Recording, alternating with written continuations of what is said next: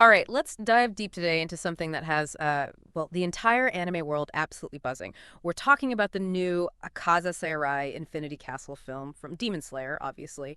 And our mission really is to unpack all this massive anticipation and, the visual spectacle that Ufotable always brings, but also maybe the surprising depth, especially with Akaza. Now, here's where it gets kind of fascinating right away.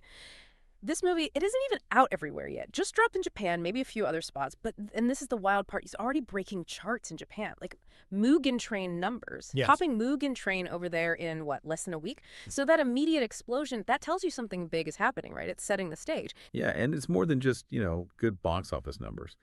This initial reaction, even with the staggered release, it's a really smart strategic move, I think, in the world of anime adaptations.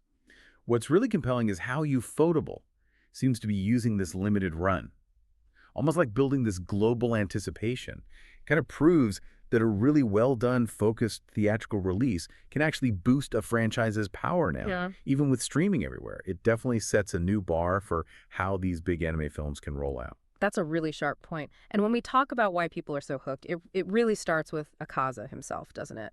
The movie brings him back, and he steps into that Infinity Castle like this, I don't know, a silent god, just calm, cold, so powerful. But what really came through and the stuff we looked at was this sense that it's not just cool hype, it's deeply tragic. You genuinely feel everything he's carried since that fight with Rengoku. It's not just villain returns, it's like a broken soul, wrapped in all this rage, Yeah. still fighting his own demons while being one. I definitely see the tragic angle, yeah. But maybe a slight nuance there. While the film absolutely shows his pain, gives you those flashbacks, lets his humanity peek out, doesn't totally let him off the hook for what he does now. The real skill, I think, is how Ufotable balances it.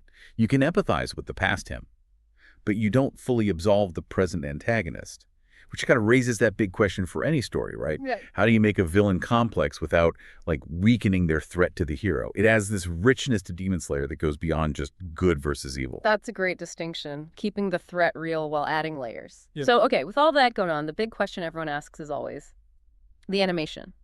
Can it possibly hit Mugen Train levels again? Right. And that was something that came up again and again in our research. There was one quote that just jumped out. Super short, kind of punchy, and honestly surprising. It just said, nah, bro, worse. Mm.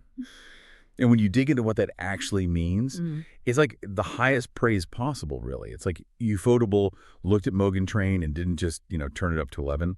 They changed the whole game, redefined the scale. Worse? Okay, that's bold. How do they mean worse? They mean worse as in like more intense, more overwhelming, more visually, just audacious. We're talking about this really immersive, almost drowning blood red light that washes over scenes, these surreal shifting platforms that kind of throw you off balance, and just that whole eerie, almost claustrophobic Infinity Castle vibe. It feels like a character itself. It's not just slapping on more effects. It's a masterclass in blending these complex digital worlds with that fluid 2D character work they do so well. They are seriously pushing what animation can do, creating this real, like, tangible sense of dread and massive scale that just sticks with you. Yeah, that attention to detail, making the place itself part of the story.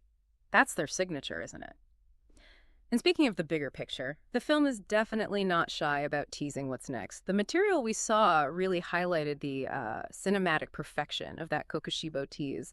And anyone who's read the manga, well, you know exactly what that means. We are talking final bosses here. Muzan, Doma, Kokushibo, all getting ready for war. Oh, absolutely. And what's so interesting about that tease is how it feels different on screen. Like Right our on. sources said, seeing it animated just different. Mm-hmm. It takes something you might know is coming from the manga and makes it visceral, like truly awe-inspiring. It really hammers home the huge scale of the fight ahead. It's just another reminder of how Usutable can elevate amazing source material. And the wildest part, this is just part one, just Akaza's return, this incredibly deep dive into him, plus this massive setup for the future. And it's already a global phenomenon, breaking records. This film really feels like a major turning point for the whole series, a new high bar. It absolutely is. And it's not just a win for Demon Slayer, right? This is a lot about where premium anime is heading. It cements that trend of giving major arcs the full feature film treatment. And honestly, it raises the stakes for every other animation studio out there. Ufotable isn't just giving fans what they want. They are consistently pushing the art, the tech, what animation itself can achieve. And you see audiences responding to that quality commitment. kind of signals that, yeah, quality, story depth, and amazing visuals, that's the path to huge success, critically and commercially. So, wrapping this up, what is this whole deep dive into Akaza's return, into this new Demon Slayer chapter? What does it really suggest about animation's power?